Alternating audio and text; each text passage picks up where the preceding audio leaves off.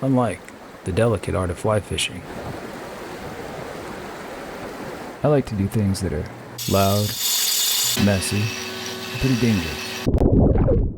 But my dad loves it, and his birthday's coming up.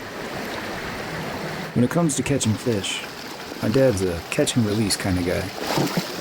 My goal is to find a rock from this river that he likes to fish in and turn it into something that he might want to keep. I try to imagine which one would require the least stretch of my imagination to form into something. So I lined up my favorites and narrowed it down to one. I hope you enjoy the process.